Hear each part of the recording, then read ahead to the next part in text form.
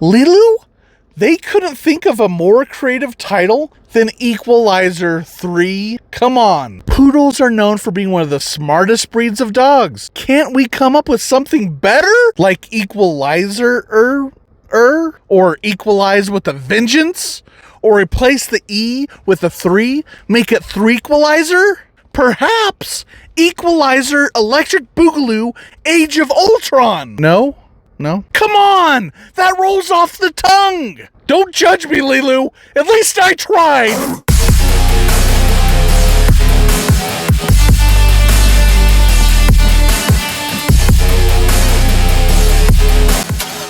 Okay, Lilu!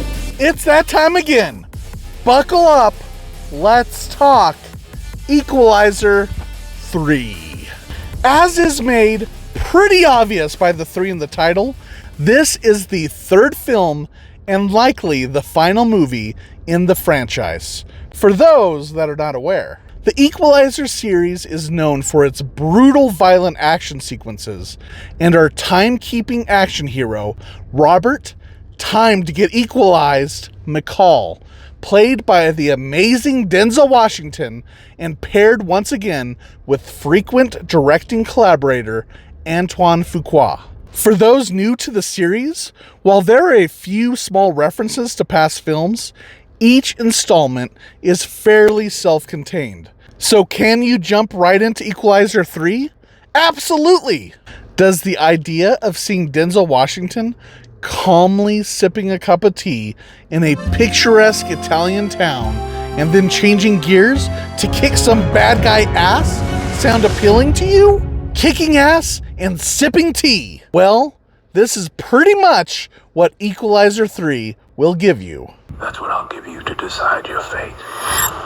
It took precisely 1 minute and 17 seconds for the film to remind me of the charm that has made this character so successful over the past decade. The opening sets the stage for just how badass Denzel's character really is. It's both brutal and entertainingly cool. I'm not sure if it was actually 1 minute and 27 seconds, but I was trying to seem cool like Denzel's character, but we know that isn't happening. After the fantastic action-oriented introduction, the pace of the film slows down, which might leave some action fans wanting more, action, and find this boring. However, I welcomed the focus on the character development. Director Antwan Fuqwa demonstrates a quiet restraint that allows us to see McCall's love for the small Italian town and its inhabitants, which in return emotionally connects us further to the townsfolk, making it all the more upsetting when the bad guys harm them. We root for the bad guys to get equalized.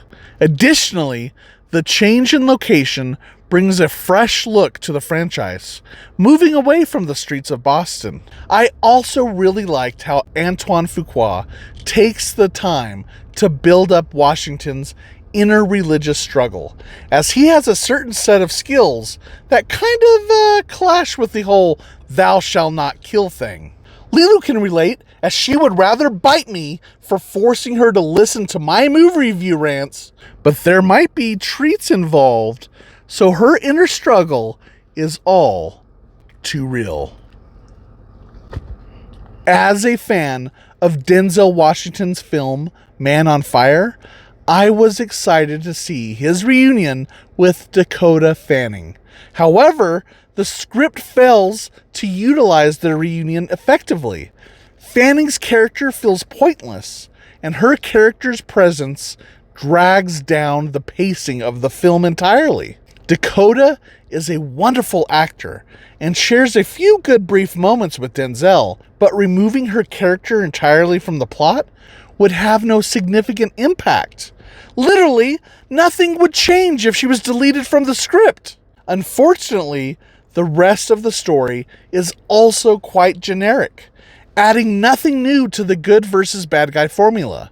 The villains lack depth, with weak motivations, and are written as over-the-top bullies because they need to be brutally violent and mean to the innocent townsfolk, so the audience has a good excuse for our hero to brutally equalize them. You know, one may hesitate to label Denzel Washington's McCall as an action hero like John Wick or John McClane, as he seems to take pleasure in killing people in gruesome ways to attain his own version of inner peace. In fact, his character could almost be seen as a slasher character from the horror genre, lurking in the darkness and executing his victims one by one with sadistic delight. He even stares into the victim's eyes to watch as their life drains out of them. It's very reminiscent of the likes of Michael Myers or Ghostface. This man is crazy. Equalizer 3 is saved largely thanks to Denzel Washington himself. His charisma and unique character tics create a captivating and enjoyable character to watch. As McCall himself says in the film, he may not be a person of interest, but he certainly is an interesting person. Despite the film's flaws, Denzel truly elevates it with his playful performance and makes this film worth seeing. Which is why I am giving this film a yellow light. A yellow light isn't a bad thing. It just means proceed with caution. This film certainly has its flaws, but as a fitting end to the franchise and an enjoyable action flick, Equalizer 3 delivers on its promises. I also do appreciate they don't pull punches with these absolutely gruesome deaths. Holy sh**!